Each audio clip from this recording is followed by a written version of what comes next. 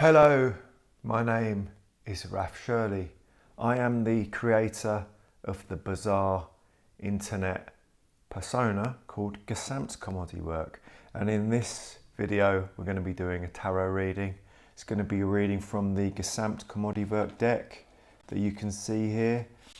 These cards are available to buy in the link beneath the video. We're going to do a little general reading for the world here. It's a materialist reading. That means there's no superstition. Okay, and we're going to be doing a past, present, future reading. So let's get down to it. Okay, 3 cards. Just going to check which way up they are. Okay, past, present and future. I'm going to tell a little story. So the past, what do we have? We have the Ace of Wands, big old card that. Number 2, the present, we have the Fool, and I've drawn that with Jim Carrey, the famous comic actor there. Little pop cultural references in the deck. It's a great deck, buy it. It's only €35 or some other rip-off price. And the future, we have the 6 of Cups. 6 of Cups.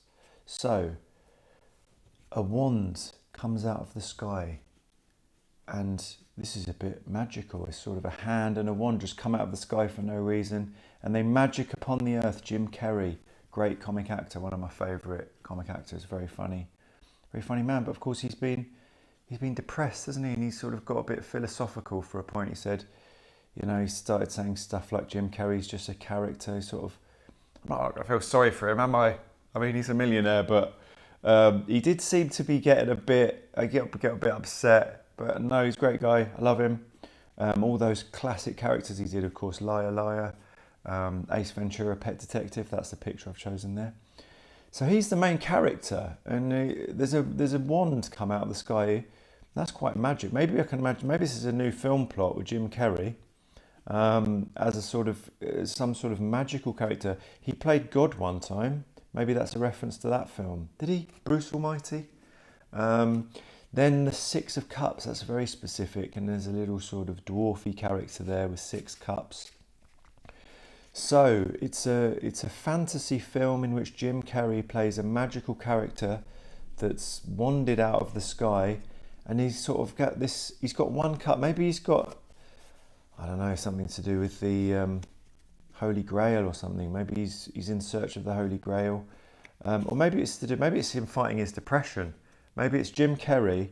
It's one of those sort of meta programs about the real Jim Carrey, film about Jim Carrey, sort of half comic, half serious, in which he struggles with depression. He struggles with finding his 6 cups, and I thought, how the Ace of Wands going to get into that plot? That's going to be a tough one, that is. There's the reading, really. It's a bizarre, probably a disastrous comedy film that flops, in which the real-life Jim Carrey, playing himself, struggles with depression.